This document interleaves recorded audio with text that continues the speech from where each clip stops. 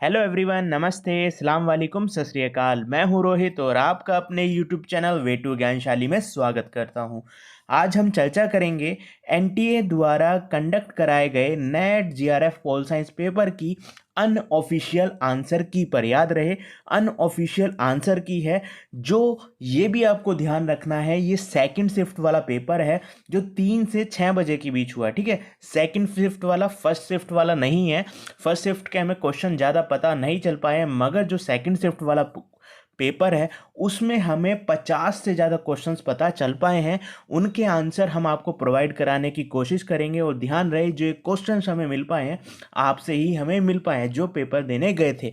अगर इनके अलावा भी हमारे पास 55 क्वेश्चन है, उससे अलावा भी आपको अगर कोई क्वेश्चन पता हो तो हमें कमेंट सेक्शन में जाकर के ज़रूर बताएं। हम उसका आंसर देने की आपको कोशिश या प्रयास ज़रूर करेंगे।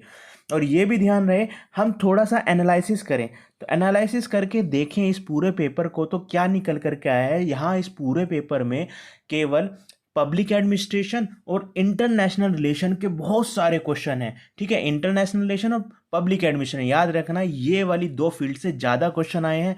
और हम बात करें जैसे इंडियन पॉलिटिक्स, ठीक है, फिर हम बात करें कंपैरेटिव पॉलिटिक्स, फिर हम बात करें पॉलिटिकल थ्योरी, इन तीनों ही फील्ड से बहुत कम क्वेश्चन आए हैं। ठीक है भैया, नामात्र को क्वेश्चन कहें बस। अगर पॉलिटिकल थ्योरी से क्वेश्चन आए हैं तो वो जॉन रोल से जुड़ा हुआ क्वेश्चन आया। इसके अलावा ज़्यादातर कोई क्वेश्चन ज़्यादा नज़र नहीं आ रहे हैं। हम आगे बढ़ते हैं, और आगे बढ़ने से पहले ये भी आपको बता दें, जो ये वाला सेकंड शिफ्ट वाला पेपर था, अगर हम कंपेयर करें किससे, फर्स्ट शिफ्ट वाले पेपर से, उससे कंपेयर किया जाए तो ये फर्स्ट वाले से आसान था। और आप ये ध्यान रखना, इतना आसान था जो पेपर दे करके आए हैं। अगर मैंने उनसे बात की, उनका कहना था अगर मैं पिछले 10 साल के पेपर भी, अगर मैं जो नेट के पेपर हैं पिछले 10 साल के, उन्हें भी एनालिसिस करके उनको भी सॉल्व करके गया हूँगा, तो गारंटी के साथ 50 से 60 क्वेश्चन बैक पेपर के ही थे। उनका ये कहना था, याद रखना, बड़े डाटा दिया है, 100 में से 50-60 क्वेश्चन जो थे ना बैक ईयर के ही थे, प्रीवियस ईयर के ही क्वेश्चंस थे। वहाँ से सोल्व करके गया हो तो उसका अच्छा निकल जाएगा। बस ये था कि अगर थोड़ा सा डिफरेंस था तो वो क्या था, नेचर अलग हो गया था। बाकी हूबहू क्वेश्चन वही थे, बस स्टैंडर्ड वही था, बस पूछने का तरीका यहाँ पर चेंज हो गया था। चलिए फिर हम शुरू करते हैं। अब हमारे सामने जो पहला क्वेश्चन है, वो पहला क्वेश्चन है, कुछ बुक्स दी गए थे, कुछ राइटर्स के नाम दिए गए थे, थ्योरिस्ट के नाम दिए गए थे, उसका हमें मैच करना था। तो सबसे पहली जो बुक थी, द साइलेंट स्प्रिंग। आपको भी पता है 11th या 12th की जब आप बुक पढ़ते हैं, पुस्तक पढ़ते हैं, तो उसमें भी आपको ये क्वेश्चन जरूर मिला होता है। ग्रेजुएशन या एमए की जरूरत नहीं होती, तभी ये क्वेश्चन आप जान लेते हैं कि साइलेंट स्प्रिंग किसने लिखी थी। रचल कॉर्सन ने लिखी थी। फिर हम करें जेम्स लवलॉक ने, आपको पता गया है इनका कॉन्सेप्ट था, हाइपोथेसिस थी इनकी, a new look at earth, life on earth, इनकी ये बुक थी। फिर कापरा की बुक थी द टर्निंग पॉइंट। फिर स्मॉल इज ब्यूटीफुल। तो ये कोई ज़्यादा कठिन बुक नहीं थी, बहुत ही सिंपल बुक थी। और ये आपको भी ये बताएं, जो रचल कार्सन वाली जो बुक है, आप उसको ही अगर मैथ सही से कर देते हैं ना, तो पूरा क्वेश्चन आपको सही हो जाता। ये हमें पता चला है कि जो ऑप्शन भी दिए थे ना, बहुत सिंपल ऑप्शन नीचे दिए हुए थे कि अगर एक बुक भी आप सही कर दे रहे हैं, आपको साइलेंट स्प्रिंग बुक पता है, तो हूबहू तीनों ही क्वेश्चन के आंसर आपको अपने आप मिल जाएंगे। तो ये इसका आंसर था, ये मैचिंग था ये इसका। अगले क्वेश्चन की ओर चले। देखो, अब इसमें क्या हुआ, इस बार पेपर में ये भी हुआ कि जो क्वेश्चंस पेपर था ना, उसमें ऐसे क्वेश्चन भी आए जो पहले क्वेश्चन में भी पूछे गए थे, और बाकी उसका जो मिला जुला रूप ना दूसरे क्वेश्चन भी देखने के लिए मिला। अलग से ही ये सीधे क्वेश्चन भी दिया हुआ था कि ये कॉन्सेप्ट किसका है, गया वाला कॉन्सेप्ट किसका है, ये new look at life on earth. तो आपको पता है कि ये क्वेश्चन ऊपर भी आया, तो इसका लवलॉक इसका आंसर था, जेम्स लवलॉक इसका आंसर था। अब तीसरे क्वेश्चन की ओर चलें। देखो, नेहरू के राष्ट्रवाद के ऊपर, नेहरू नेशनलिज्म के ऊपर एक क्वेश्चन आया था, उसमें मिलिटेंट वाला, बाकी सभी ऑप्शन ठीक थे, बस उग्र राष्ट्रवादी वाला मिलिटेंट वाला ऑप्शन उसमें गलत था। तो ये आपको कोई बहुत हार्ड क्वेश्चन नहीं था, आपको पता है कि उग्र राष्ट्रवाद तो नेहरू का था ही नहीं, तो सीधे तौर पर ये पहला ही ऑप्शन था शायद, तो आपको कोई दिक्कत हुई नहीं होगी इस क्वेश्चन में भी। तो हम कह रहे हैं ना कि बहुत ही सिंपल यहाँ पर पेपर आया है। अगर जो कट ऑफ बढ़ेगी या डाउन होगी, वो सीधा रीज़न किसका होगा, पहले वाले पेपर का, पेपर 1 का। अब ये आंदोलन था, देखो इसमें कन्फ्यूज़न होगी बहुत सारे कैंडिडेट्स को, स्टूडेंट को। तो ये क्वेश्चन था, भारत का पहला श्रम आंदोलन, लेबर आंदोलन यानी कि मूवमेंट कब हुआ था भारत का, यानी कि जब अंग्रेज थे। तो हम देखते हैं कि इसमें दो ऑप्शन आपके दिमाग में चल रहे होंगे, एक लोखंड वाले की 1890, लोखंड वाला 1890 में इन्होंने क्या होता है, एक यूनियन बनाई थी, ठीक है। फिर हम बात करते हैं बनर्जी की, इन्होंने एक क्लब बनाया था, वर्किंग मैन क्लब, और इनके लीडरशिप में ना आंदोलन हुआ था। वो छोटा आंदोलन था, बड़ा आंदोलन नहीं था। तो इनके लीडरशिप में 1975 से 77 के बीच ये इन्होंने एक क्लब भी बनाया, आंदोलन भी हुआ। ये महाराष्ट्र में भी, मुंबई वाले क्षेत्र में भी देखने के लिए मिला आपको, बंगाल वाले क्षेत्र में भी देखने के लिए। तो कन्फ्यूजन बस यही रही होगी, कोई लोखंडे को ध्यान में रखते हुए 1890 लगा करके आए होंगे, मगर मेरे अकॉर्डिंग जो इसका आंसर होगा वो है बनर्जी वाला, यानी कि 1877 वहाँ पर ऑप्शन दिया गया था आपके पेपर में। तो ये ठीक होगा, ठीक है। अगले क्वेश्चन की बात करें तो कौन से राज्य में समान लोकसभा सीट है। देखो एक क्वेश्चन का जो पूरा ये हमने ऊपर बताया ना, कौन समान लोकसभा सीट है, ये सीधे ऐसे क्वेश्चन नहीं आया था।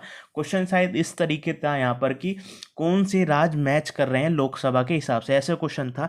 इसका जो आंसर निकल करके आएगा ना, बाकी यहाँ पर ऑप्शन दिए गए थे दिल्ली, पौंडीचेरी, हरियाणा, उत्तर प्रदेश यानी यूके, सॉरी उत्तराखंड।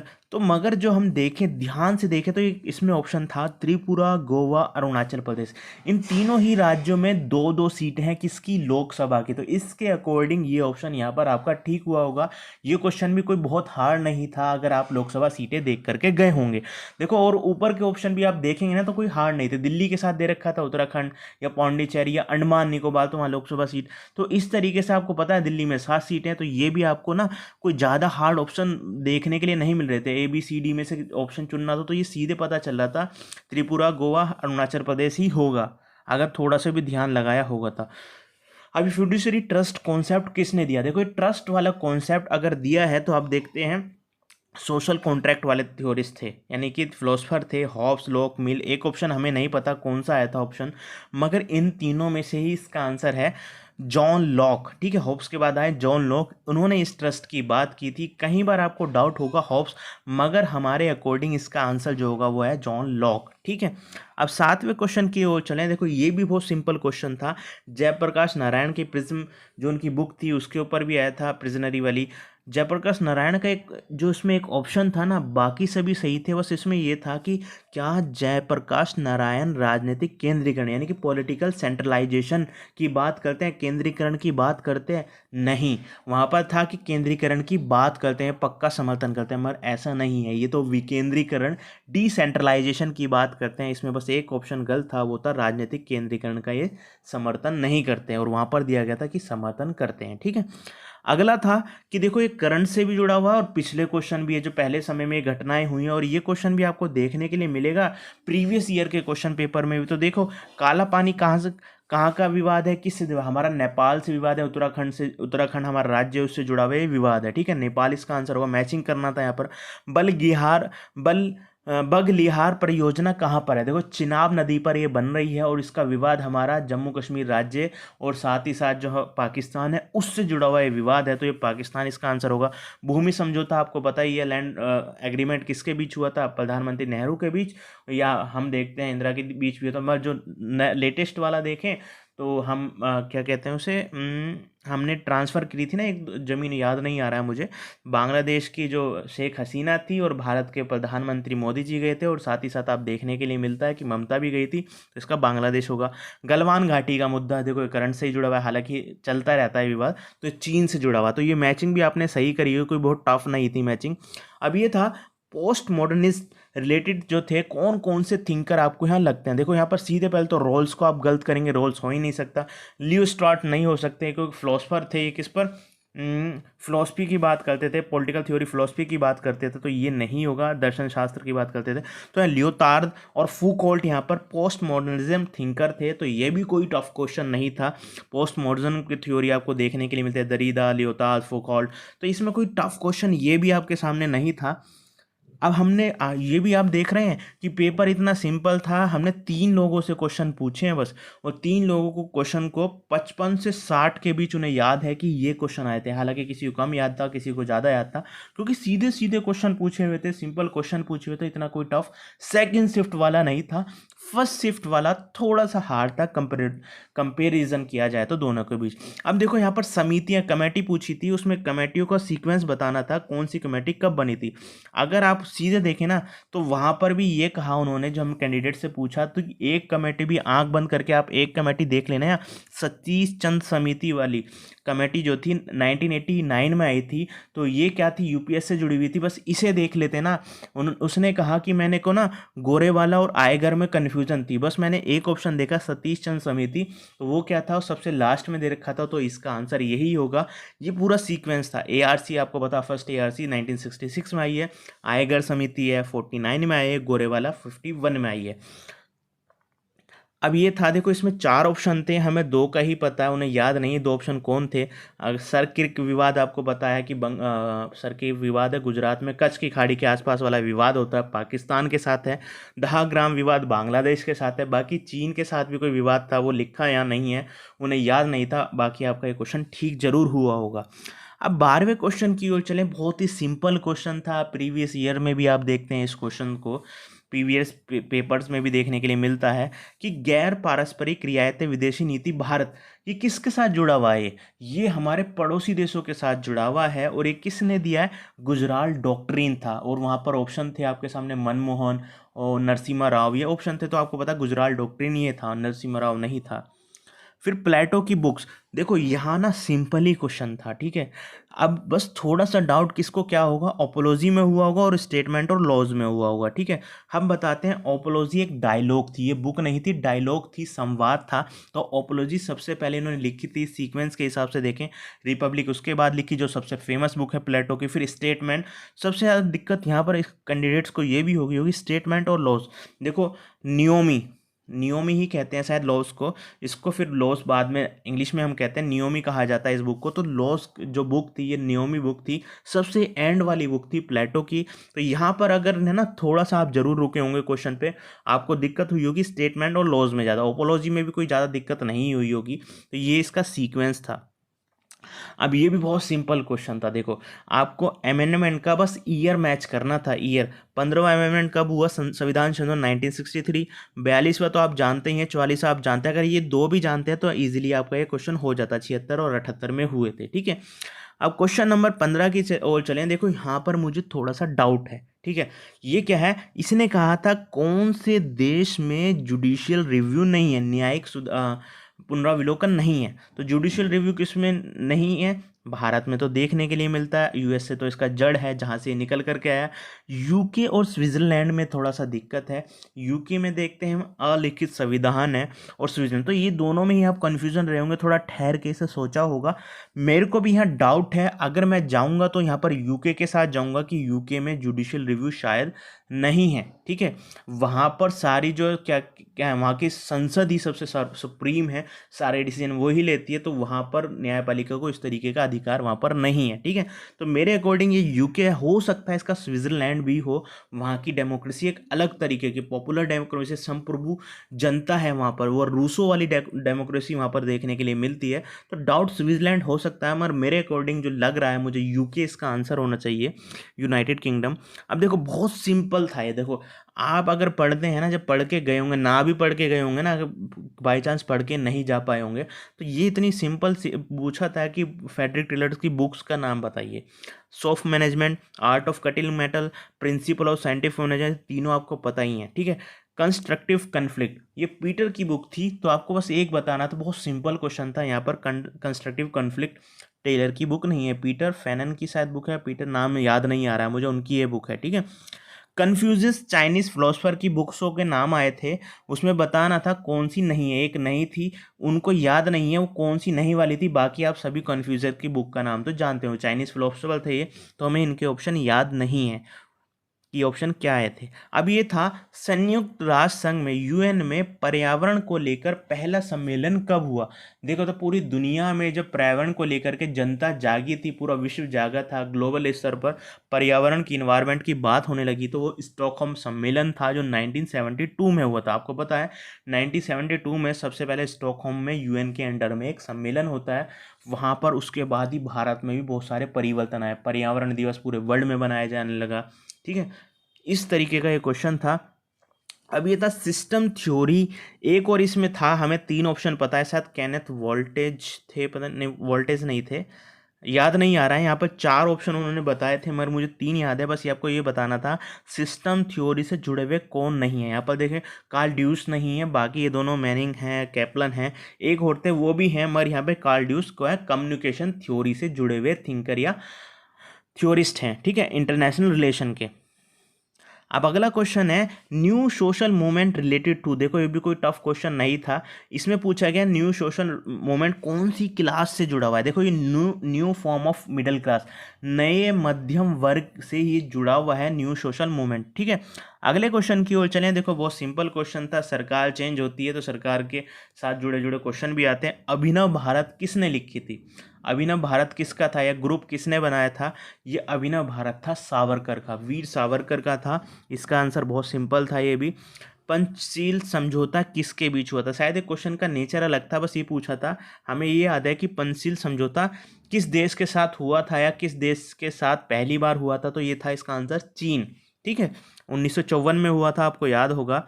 अब ये क्वेश्चन था थोड़ा सा ऐसा, इस पे भी डाउट हुआ होगा, अगर आप पढ़ के गए हो तो इस पे भी डाउट नहीं हुआ होगा। ये था द थिंक टैंक की बात आई थी, थिंक टैंक पब्लिक एडमिनिस्ट्रेशन से जुड़ा हुआ भारत में think tank, the Indian institute of public administration.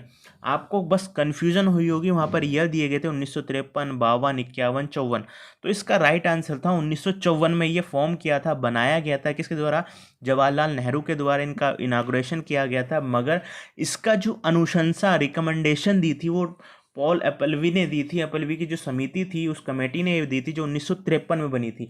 आपने अगर गलती की होगी तो 1953 और 54 के बीच ही आपकी गलती हुई होगी, मगर इसका राइट आंसर है 54। 53 में रिकमेंडेशन आई थी। इमाइल बुक, आप सभी को पता होगा इमाइल बुक किसने लिखी है, तो इस पर बताने की जरूरत नहीं है, रूसो की ये बुक थी।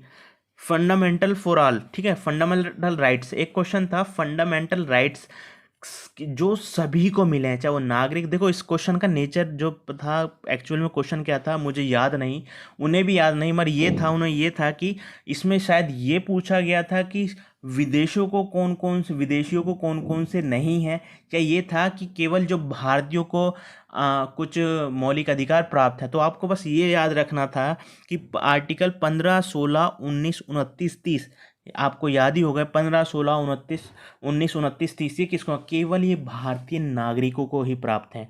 अब ये आपको ध्यान रहा होगा तो ये क्वेश्चन आपने सही कर दिया होगा, नहीं तो आपका गलत होगा। 15, 16, 19, 29, 30 ये भारतीय नागरिकों, केवल और केवल न भारतीय नागरिक को दिए जाते हैं। बाकी अदर जो मौलिक अधिकार है वो गैर नागरिक और भारत के नागरिक को दिए जाते हैं। अब मुझे नहीं पता इसका आंसर एक्चुअल में नेचर क्या आया था क्वेश्चन का, मगर आपको बस ये 15, 16, 19, 29, 30 याद होगा तो आपका आंसर ठीक होगा। ठीक है, हो सकता है वहाँ पर राइट टू इक्वेलिटी हो, तो राइट टू इक्वेलिटी 14 जो है विदेशियों को भी दिया जाता है, भारतीयों को भी दिया जाता है। ठीक है, इस तरीके से। चेस्टर बर्नार्ड से रिलेटेड क्वेश्चन आया था, उदासीनता का क्षेत्र, जोन ऑफ इनडिफरेंस। इनडिफरेंस क्या था, आप देखते हैं वो संगठन की बात करते हैं, ऑर्गेनाइजेशन की बात करते हैं, एक कर्मचारी होता है और उसके ऊपर बैठा हुआ अफसर होता है या उसका बॉस होता है, उसके बीच विवाद रहता है। क्या रहता है कि जो कर्मचारी होता है ना, हर बार क्या आते हैं उसके डिसीजन को, बॉस के डिसीजन को कहीं ना कहीं अवहेलना करते हैं, उसे मानते नहीं है।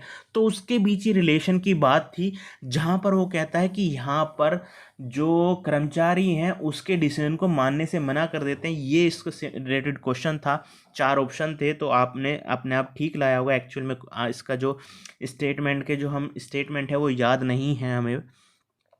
अब अगली था बहुत सिंपल क्वेश्चन, हमने कहा ना पब्लिक एडमिनिस्ट्रेशन से बहुत सारे क्वेश्चन आए थे, बहुत सिंपल क्वेश्चन थे, बस ये था कि आओ और करके जाओ, पूरा 100% ठीक करके जाओ। हैसबर्ग की आपको थ्योरी नहीं पता होगी, 2 फैक्टर थ्योरी है, मोटिवेशन थ्योरी से बोलते हैं, तो आपको ये भी ठीक हुआ होगा। आप देख रहे हैं ना, IR के जुड़े हुए क्वेश्चन और पब्लिक एडमिनिस्ट्रेशन से बहुत सारे क्वेश्चन, मुझे लग रहा है कि पब्लिक एडमिनिस्ट्रेशन से ज़्यादा थे।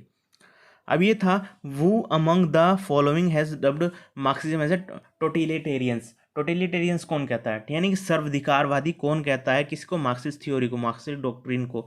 तो अभी हम देखते हैं कि यहाँ पर आपको डाउट हुआ होगा तो अन्ना आरेंट तो आपको पता ही है, अन्ना आरेंट तो बोलती ही बोलती हैं। जब भी इस थिंकर को पढ़ते होंगे तो आपको पता ही चलता है अन्ना आरेंट तो इन्हें बोलती है मार्क्सिज्म थ्योरी को। आपको डाउट होगा कार्ल पॉपर में और बर्लिन में। देखो कई बार मेरे जो जानकारी में है, या शायद यहाँ बर्लिन और अन्ना अरेंट तो पक्का है, फिर यहाँ बर्लिन हो सकता है या कार्ल पॉपर, मगर यहाँ बर्लिन साथ में होगा, अन्ना अरेंट के पॉपर नहीं होगा। ठीक है, ये इसका आंसर होगा बर्लिन और अन्ना अरेंट। सतीश चंद्र कमेटी, हमने कहा था ना कि कुछ ऐसे क्वेश्चन थे जो रिपीट हो गए एक ही पेपर में, यानी कि अभी सतीश चंद्र हमने सीक्वेंस बताया था, गोरेवाला, सतीश चंद्र समिति, तो यहाँ पर अब सतीश चंद्र कमेटी से दोबारा एक क्वेश्चन पूछ लिया गया कि सतीश चंद्र कमेटी किससे रिलेटेड थी। देखो ये यूपीएससी के सिविल सर्विस एग्जाम से रिलेटेड थी, उसके पैटर्न से रिलेटेड थी, तो ये भी सिंपल क्वेश्चन था। अब ये क्वेश्चन था कौटिल्य द अर्थशास्त्र बुक किसने लिखी है।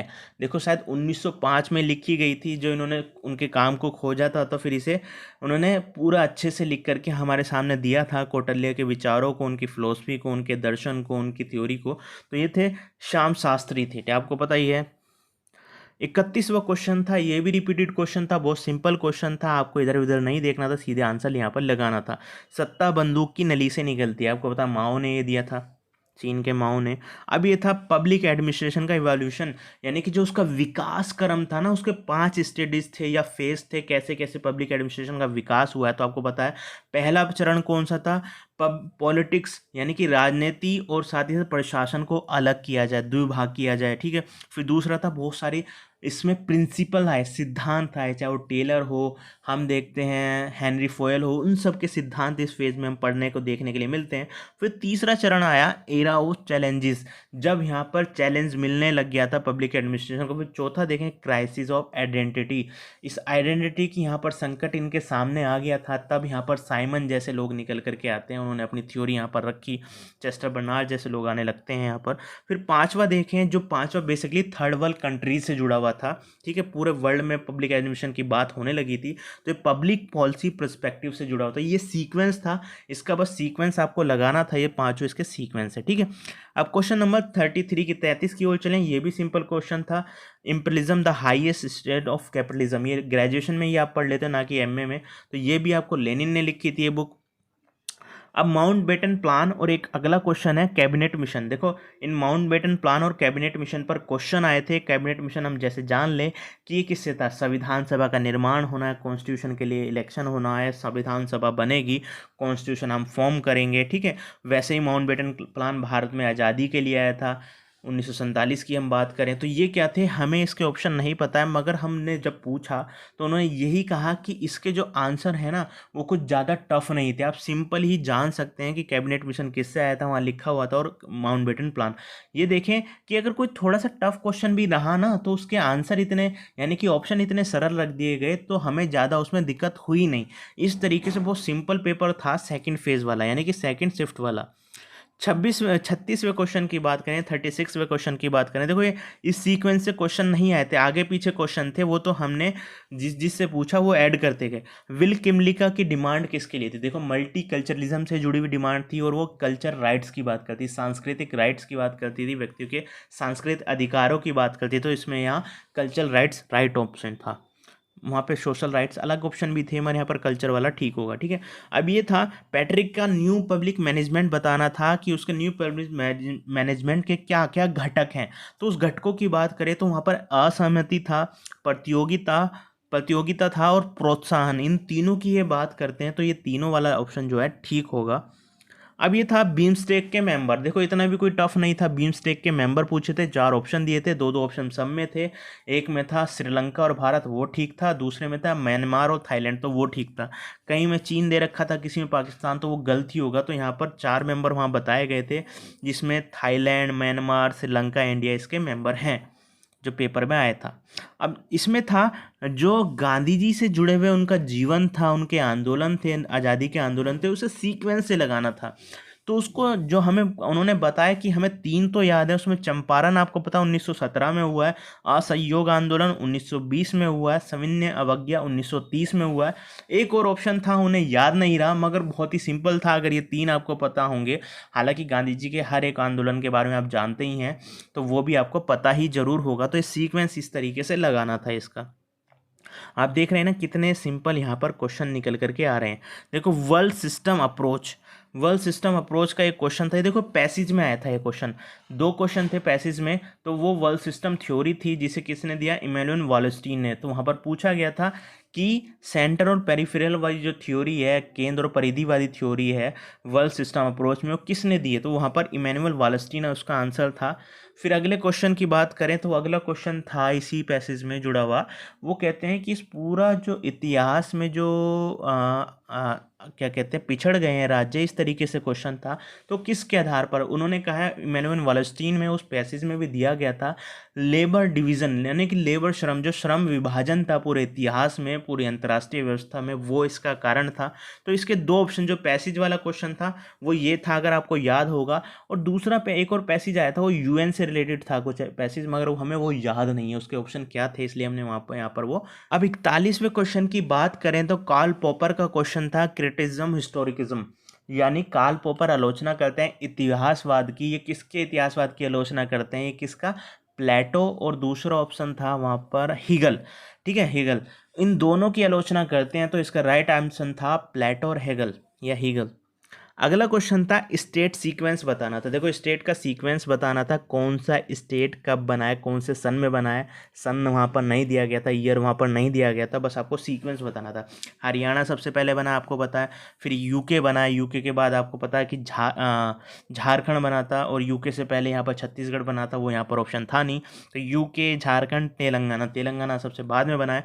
तो ये पूरा सीक्वेंस था, स्टेट का सीक्वेंस बनाना था, कौन कब बना। तो ये भी कोई टफ क्वेश्चन था नहीं था, बहुत सिंपल क्वेश्चन यहाँ पूछे गए थे। अब देखो कॉन्स्टिट्यूशन फॉर्मेशन, किस देश का ये सीक्वेंस लगाना था कि सबसे पहले किसका संविधान बनाया है और किसका अंत में। तो यूएसए का सबसे पहले बना है, फिर स्विट्जरलैंड का शायद 1848 या 47 के करीब बना है, फिर ये है उसके 10-15 साल बाद कनाडा का बना था, और इंडिया का सब में अंतिम था। तो ये सीक्वेंस था आपका कॉन्स्टिट्यूशन का ईयर के हिसाब से। देखो ये 4 ऑप्शन आए थे, आपको उनकी थ्योरी के बारे में, उनके कॉन्सेप्ट के बारे में यहाँ पर मैचिंग करनी थी। हमें 3 ऑप्शन यहाँ पर पता है, चौथा ऑप्शन हमें नहीं पता।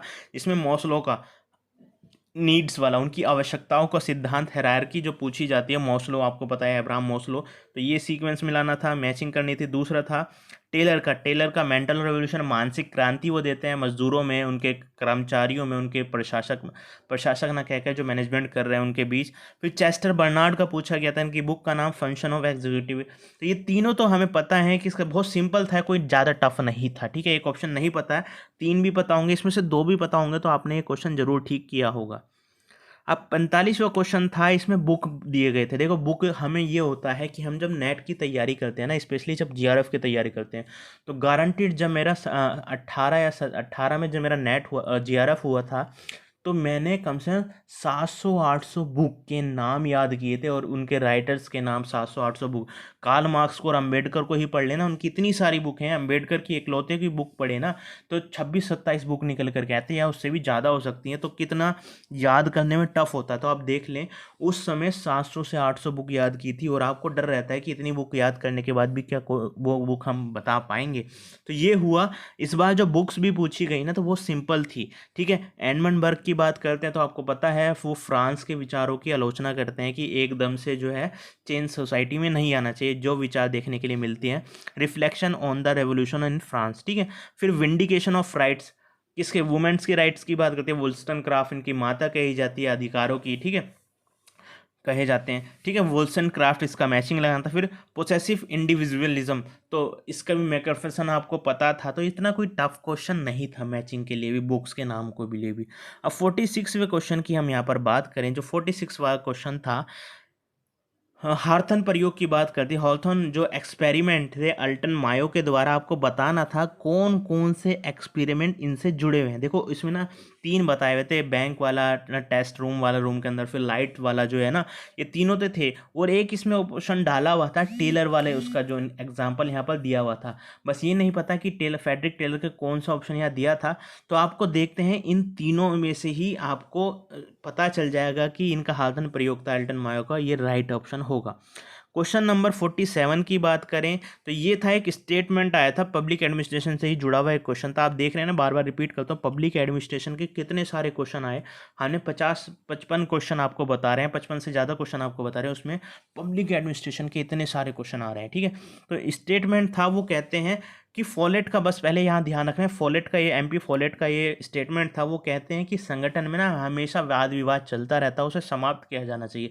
तो वार्ड कुछ ऐसी स्टेटमेंट था, वो याद नहीं है, मगर इसका जो एक्चुअल में आंसर था वो एमपी फॉलेट है इसका आंसर। ठीक है, अब देखा, जो हमारी आज़ादी के बाद भारत में ट्राइब्स मूवमेंट हुए हैं, जनजातीय आंदोलन हुए हैं, वो हमें बताना था। तो बोडो आंदोलन भारत में बाद में हुए हैं। एक ये नए राज्य की मांग करते हैं, अपने अलग से अधिकारों की मांग करते हैं, बोडोलैंड की बात करते हैं, तो बोडो वाला इसका आंसर था, पोस्ट इंडिपेंडेंस बताना था हमें। ठीक है, अब 49वां क्वेश्चन था। देखो 49वां क्वेश्चन का जो आंसर था, मतलब 49 पेपर के अकॉर्डिंग नहीं, हमारे अकॉर्डिंग 49 है, उसमें पूछा गया था कि aid and advice the president, वो कौन सा आर्टिकल, तो ये 74 वाला आर्टिकल है, आपको पता होगा। हमें एडवाइस देता है कौन, जो उनकी काउंसलिंग ऑफ मिनिस्टर होती है वो किससे जुड़ी होती है, प्रेसिडेंट से जुड़ी होती है, वो एड एंड एडवाइस देती है प्रेसिडेंट को वो। ठीक है, तो आर्टिकल 74 इसका आंसर था। अब मॉर्गेंथ्यू के ना 6 प्रिंसिपल से जुड़े हुआ एक क्वेश्चन आया था, 4 ऑप्शन थे, उसमें से पूछा था कौन सा नहीं है। हमें 3 तो याद नहीं है, अगर आपको प्रिंसिपल्स पता होंगे मॉर्गेंथ्यू के तो आपने सीख किया होगा। बस उसमें एक ऑप्शन था सार्वभौमिक रूप से नैतिक सिद्धांत की, वहाँ पर बात की। ये तो नैतिक सिद्धांतों की बात करते ही नहीं है इंटरनेशनल रिलेशन में, तो वहाँ पर जो सार्वभौमिक रूप से यूनिवर्सल मॉरल राइट्स की बात करती है, मॉरल वैल्यूज़ की बात थी, वो इसका ऑप्शन गलत था। ठीक है, बाकी तो प्रिंसिपल में से आपको पता ही था। अब ग्लासनोस्ट, ये क्वेश्चन आया था, गोर्बाचेव से जुड़ा हुआ था, यूएसएसआर से जुड़ा हुआ था, बहुत सिंपल क्वेश्चन था। ये किसकी बात करते हैं, खुलेपन की बात करते हैं, व्यक्ति के अधिकार की बात करते हैं, मीडिया की बात करते हैं, खुली मीडिया की बात करते हैं। जो हमारा संगठन होगा, किसका, प्रशासन का संगठन होगा, सरकार का संगठन, उसे थोड़ा सा उदार बनाएंगे, लिबरल बनाएंगे, ये इसका आंसर था। आपने 2 ऑप्शन इसमें से लगाने थे, बहुत सिंपल होगा, बाकी 2 हमें नहीं पता है तो इसमें कोई टफ नहीं था इस क्वेश्चन में भी अब देखो, ये पूछा, एक क्वेश्चन आया था थर्ड वर्ल्ड अप्रोच, जो थर्ड वर्ल्ड की हम डेफिनेशन देते हैं, उनकी अप्रोच को देखते हैं तो क्या होता है, क्या आर्थिक, बाकी सब था उसमें कि वहाँ पर शायद सामाजिक असमानता होती है, इस तरीके से, तो सामाजिक असमानता तो थर्ड वर्ल्ड में शामिल करते हैं जब अप्रोच हम देते हैं ये। मगर क्या आर्थिक समृद्धि शामिल करते हैं, नहीं, आर्थिक समृद्धि वहाँ पर शामिल नहीं होती है। आर्थिक समृद्धि की बात कहाँ पे की जाती है, डेवलप्ड कंट्री में की जाती है। ठीक है, थर्ड वर्ल्ड कंट्री की ये विशेषता नहीं होती है, आर्थिक समृद्धि हमेशा जुड़ी होती है डेवलप्ड, विकसित देशों से। ठीक है, अब वुड्रो विल्सन के 14 पॉइंट आए थे, हमें 14 पॉइंट याद नहीं है, ना ही उसके 4 पॉइंट्स क्या थे वो याद नहीं है, बस 14 पॉइंट में जो क्वेश्चन अगर पढ़ के आप गए होंगे वुड्रो विल्सन के, तो आपने जरूर ये सही किया होगा। हमें ऑप्शन जो ABCD थे वो याद इसमें नहीं है, एक पुर्तगाल वाला था शायद, वो तो शायद राइट होगा, एक समुंदर करके कुछ ऐसी था, हमें वो याद नहीं है। बस ये है कि 14 पॉइंट वुड्रो विल्सन पर क्वेश्चन ये आया था। फिर ये था जो लिबर्टी है उसका सीक्वेंस बताना था, कैसे विकास हुआ है। तो सबसे पहले देखें, मेरे अकॉर्डिंग नेगेटिव लिबर्टी आई, फिर पॉजिटिव लिबर्टी आई, उसके बाद इगैलिटेरियंस आए, इगैलिटेरियंस यानी समतावादी वाले आए, जो वेलफेयर स्टेट की बात करते हैं। फिर लिबर्टेरियंस आए, लिबर्टेरियंस वाले हम देख सकते हैं न्यू लिबरलिज्म वाले आए, दोबारा से क्लासिक वाली चीज़ दोबारा से लौट करके आई है, न्यू लिबर्टेरियंस यानी कि न्यू लिबरलिज्म में। तो ये चारों इसके सीक्वेंस है, 54 वाला एक क्वेश्चन है। अब अगला और अंतिम हमारा क्वेश्चन है Rawls justice theory, John Rawls की जस्टिस थ्योरी से जुड़े हुए या उनके कॉन्सेप्ट से जुड़े हुए क्वेश्चन था, उसमें आपको बताने थे कि जॉन रॉल्स ने कौन कौन सा दिया था। देखो पॉलिटिकल थ्योरी के क्वेश्चन भी आए ना, वो भी कोई ज़्यादा टफ नहीं थे। देखो ये पॉलिटिकल थ्योरी का क्वेश्चन ऊपर भी गया है और यहाँ पर भी आपको देखने के लिए मिला है। तो ये था रॉल्स जस्टिस थ्योरी। तो इसमें क्या था, डिफरेंस प्रिंसिपल आपको पता है इन्होंने दिया, इगैलिटेरियन विचार इनके मिलते हैं, समतावादी विचार इनके देखने के लिए मिलते हैं। तो ये थे हमारे 55 क्वेश्चन। अगर इसके अलावा भी क्वेश्चन कोई आपको पता हो या हमने जो आंसर बताए उसमें कोई डाउट हो तो कमेंट सेक्शन में जा कर के हमें ज़रूर बताइएगा कि ये डाउट था। अगर नए क्वेश्चन हो तो वो भी हमें बताइएगा। और साथ ही साथ आपसे रिक्वेस्ट है, इस वीडियो को लाइक करें, चैनल को सब्सक्राइब करें और वीडियो को ज़्यादा से ज़्यादा शेयर करें। जय हिंद, जय भारत।